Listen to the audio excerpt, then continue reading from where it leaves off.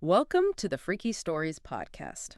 Yeah. Get ready for your daily dose. Double dose. Yeah, double dose of the strange and unbelievable. Right. Today, we're plunging headfirst Headfirst. into two tales Uh-huh. where everyday intentions Oh, yeah. unleash Yeah. extraordinary and terrifying consequences. Yeah. Consider this. Oh, Your yeah. shortcut to the bizarre... Express ticket. Yeah, express. This is strange. With just enough detail to keep you wide-eyed. Uh-huh. First up, Okay. we delve into Uh-huh. a seemingly innocent purchase Mm-hmm. that turns a family's life upside down. Okay. A cursed antique vase All right. picked up for a mere $10 at a garage sale. Oh, wow. This isn't your typical home makeover story. Now. Imagine bringing home a piece of history Yeah. that's less about charm Yeah. and more about summoning demons. Well- And we'll shift gears to an adventure with grander, potentially planet-ending stakes. Huge stakes. Yeah, huge stakes. Yeah. A team of treasure hunters Okay. deciphers an ancient manuscript, believing it will lead them to riches. Right. Instead, their mistranslation Uh-huh. acts as a cosmic doorbell, Oh, no. alerting a hostile alien race Yikes. to Earth's existence. Yeah. Get ready to explore how a thirst for the unknown Mm. can accidentally trigger. Uh-oh. Well, let's just say it involves spaceships. Ah. So settle in. Okay. We've sifted through these freaky scenarios Yeah. to bring you the core of the chaos. Yeah. What starts as mundane Right. quickly spirals into the monstrous and the potentially apocalyptic. Yeah. Let's unpack these unbelievable stories. Okay, let's get into our first freaky probe. Right. The flash fiction story, Okay. aptly titled Uh-huh. Cursed Garage Sale Find, Okay. introduces us to a suburban family All right. whose Tuesday morning is about to become exceptionally memorable, Okay. thanks to a $10 vase. $10? Yeah, you can barely get a decent anything for that these days. I know, right. It's But right. especially these days. Maya, bless her bargain-hunting heart, Uh-huh.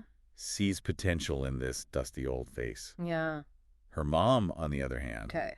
seems to be envisioning where she can subtly offload it Yeah. at the next charity drive. Of course. And then there's Zach, the brother, Right. who later on discovers it lurking in the basement. Uh-huh. And his inner history bus kicks in, Yeah. noticing these really intricate carvings. Oh, yeah. It's those carvings, of course, Yeah. that are far more significant than mere decoration. So that initial setup is so grounded in reality. Right. The mundane act of a garage sale purchase, Yeah. the familiar family dynamics, Yeah. it creates a relatable foundation Mm-hmm. before the truly bizarre elements are introduced. Right. Zach's curiosity about the vase Uh-huh. is the first subtle hint that something isn't quite right with this seemingly innocuous object. It's like, oh, there's something a little off here. Yeah. Yeah. And that hint quickly becomes a full-blown supernatural event. Right. Because just as Zach's admiring its ancientness, Oh, okay. they hear this rumble. Yeah. Maya, Yeah. ever the practical one, Uh-huh. just assumes it's another summer thunderstorm brewing. Oh, yeah, of course. Oh, how wrong she is. Oh. Because that night, Okay. things take a decidedly demonic turn. Okay. Blood-red symbols start blazing on the vase. Oh, wow. The carvings themselves begin to twist and writhe. Oh, my gosh.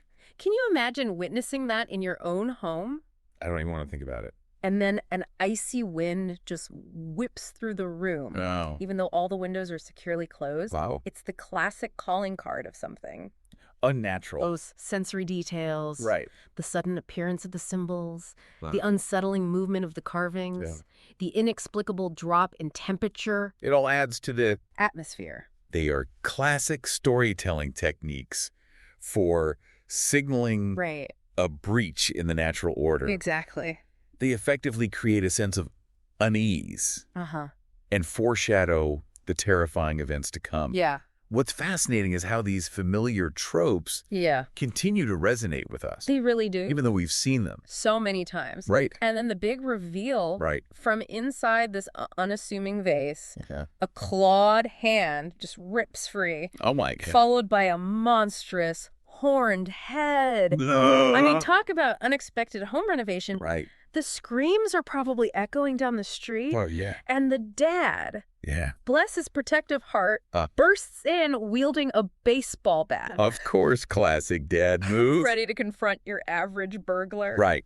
Thinking it's just... Someone breaking in, Yeah. the sheer shock on his face when he realizes it's not a typical masked intruder. Not what he was expecting. Must be something to behold. I bet... Pure, unadulterated terror mixed with utter disbelief. I mean, what do you even do at that point? But you know what? Right.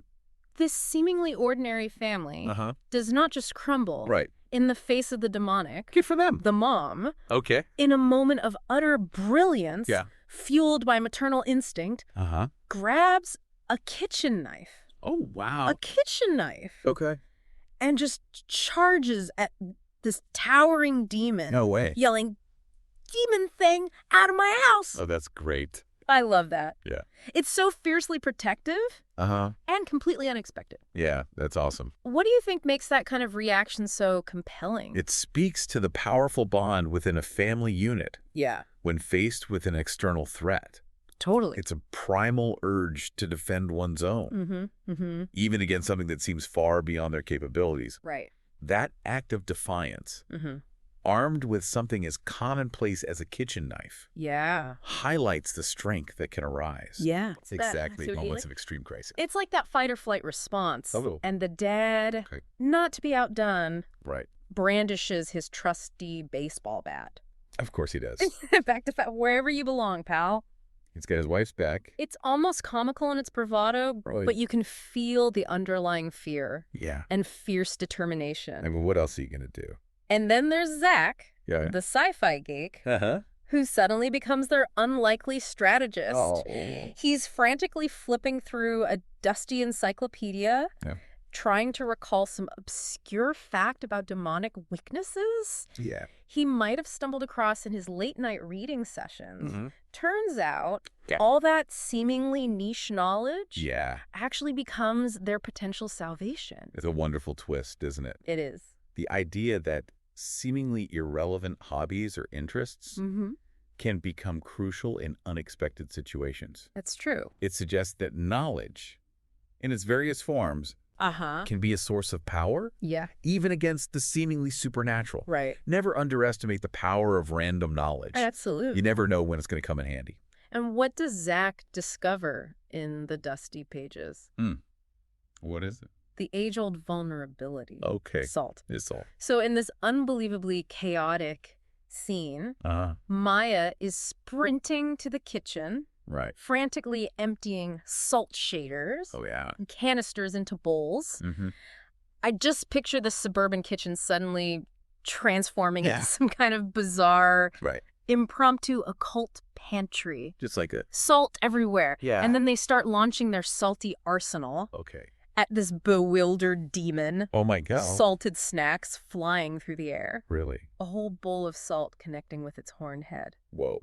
And the narrative even points out the sheer absurdity of it all. It's a pretty funny image. An ordinary family with a mortgage and an overdue library book, battling a demon in their basement with household seasonings. The image of a demon recoiling from salted snacks is inherently humorous. Right.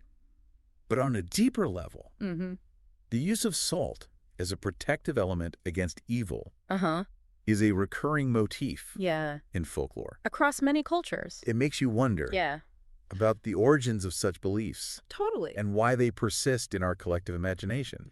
But they realize pretty quickly that just mildly inconveniencing the demon with sodium chloride isn't a long-term solution. You got to up the ante. And that's when Zach has another brainwave. Okay. The vase, he yells, pointing to the ornate object that started all this demonic mayhem. It must be the portal. Okay. And without a second thought, the dad takes his baseball bat, the same one he probably used for Little League games and weekend practice, and smashes the ancient demonic gateway to smithereens. What do you think the significance of destroying the object is? Rather than trying to fight the demon directly? It's like going right to the source. Destroying the vase represents a direct attack on the source of the intrusion. Exactly. It's an understanding that the demon is tethered to this object. Right. And by eliminating the portal, they are severing its connection to their world. Yeah.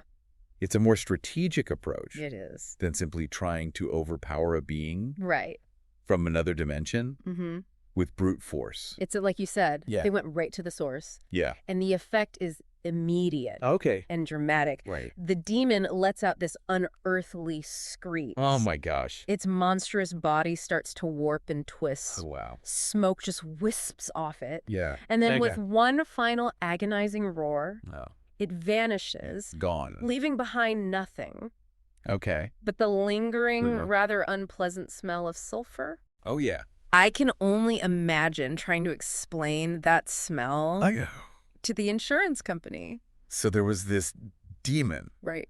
The sulfur smell is a classic trope. Yeah. Associated with demonic entities. Serving as a sensory confirmation of the supernatural event that has just occurred. It's like, okay, it really happened. Right. It wasn't just a dream. It's a lingering reminder that their ordinary world has been briefly invaded by something truly extraordinary. It's back to the mundane and the aftermath. Okay. Well, their basement looks like it's been hit by a supernatural home invasion. But amidst the wreckage, Maya is holding a shard of the broken vase and already talking about online demon hunting research. Oh, wow.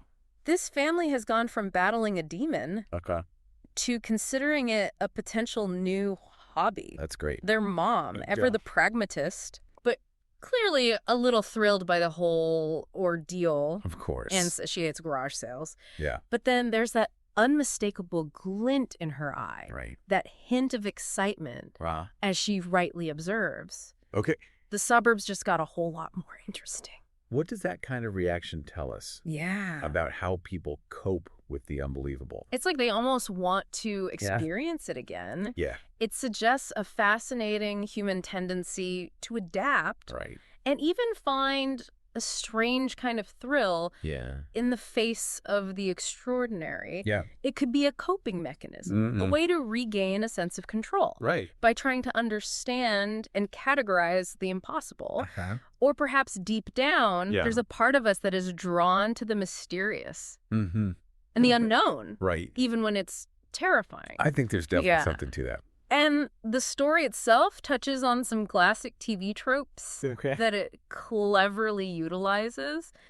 We see the fish out of water scenario, where this completely average family is suddenly thrust into this bizarre supernatural battle. Then there's the suddenly supernatural element, where a mundane object just unleashes chaos into their perfectly ordinary lives. Yeah. They rely entirely on improvised weaponry, kitchen knives, baseball bats, salted snacks to defend themselves against otherworldly forces. That's great. And ultimately, beneath all the shock and humor, their power of family, their bond and willingness to fight for each other is really their greatest asset. Yeah, I think it's a wild ride from start to finish. It is. So with that demonic encounter behind us, are you ready to jump into our next freaky probe? Absolutely. Which takes us from suburban terror to potentially cosmic catastrophe. Okay, let's move on to our second flash fiction story.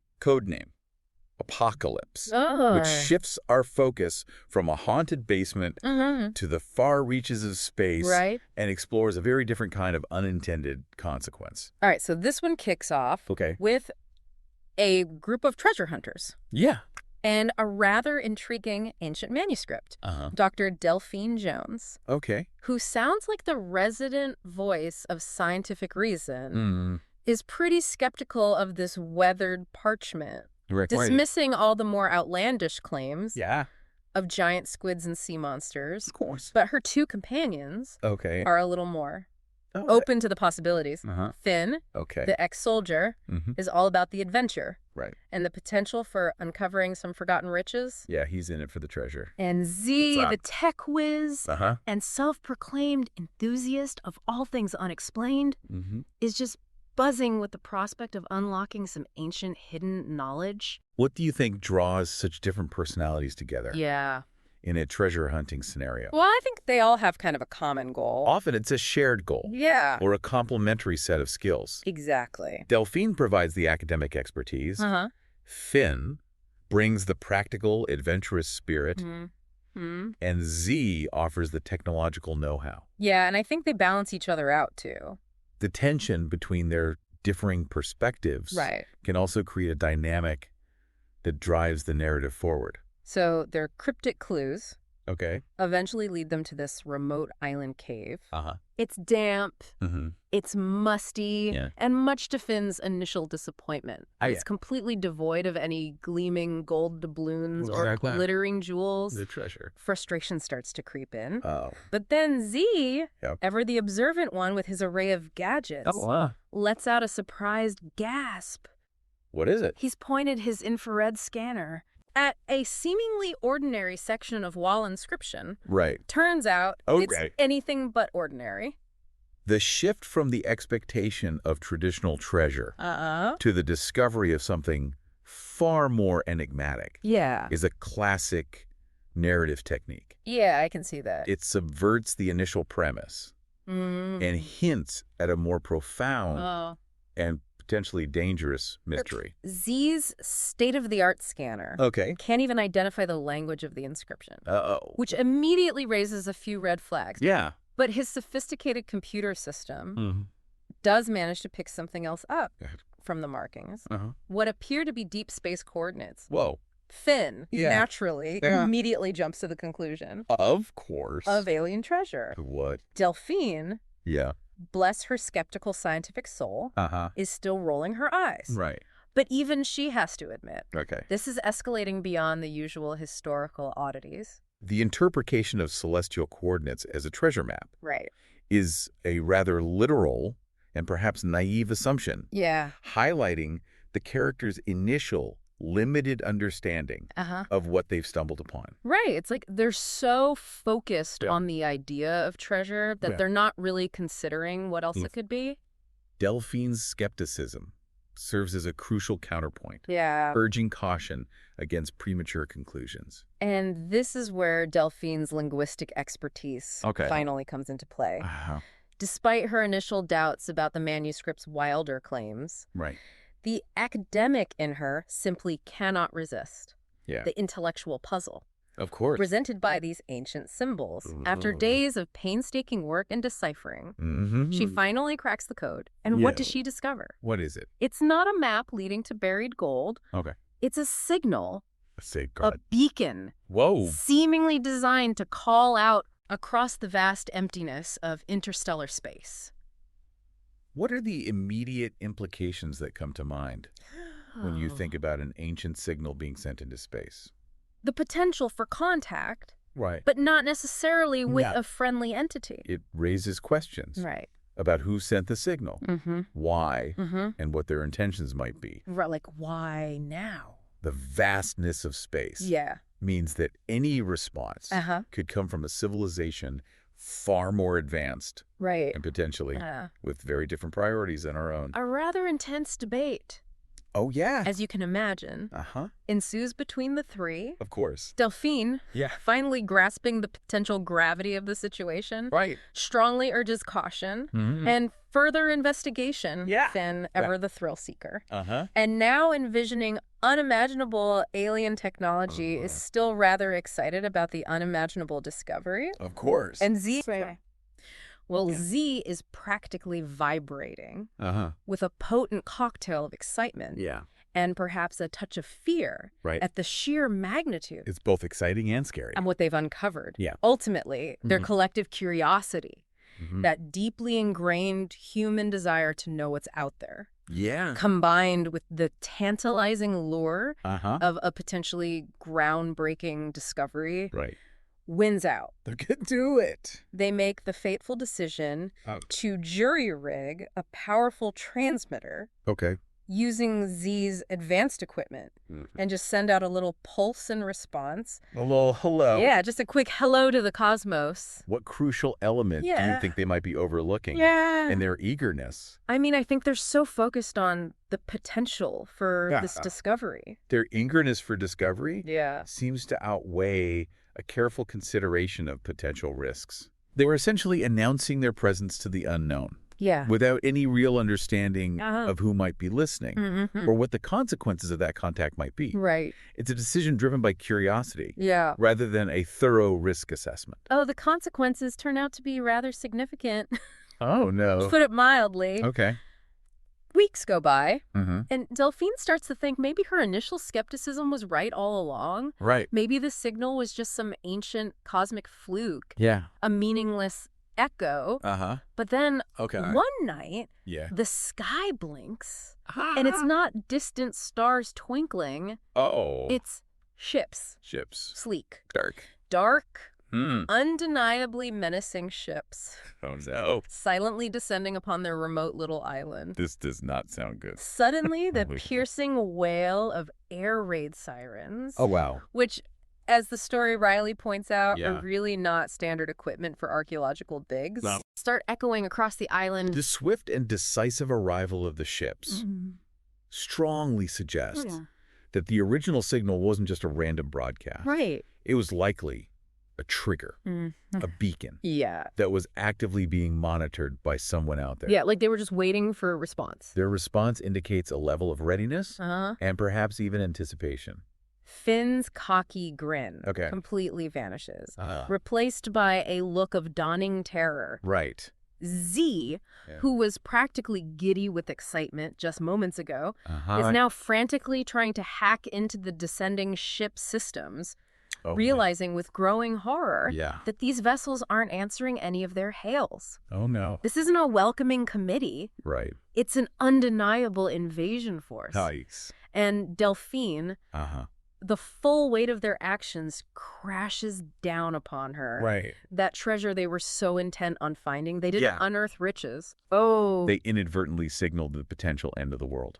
It's a powerful, oh crap moment. It is. As the story implies. Yeah. The sudden realization of the catastrophic consequences of their actions creates a dramatic and terrifying turning point. Right. They've moved from the thrill of discovery to the stark reality of global peril in an instant. As the first alien shuttle touches down, armored figures begin to pour out. Oh, wow. These are clearly not friendly explorers coming for a chat. Nope. They are an organized, formidable conquering force in a desperate attempt to understand what they've unleashed. Okay. Z manages to salvage some partial alien translations with their systems. And the horrifying truth is revealed. What is it? Their ancient beacon wasn't a friendly greeting or an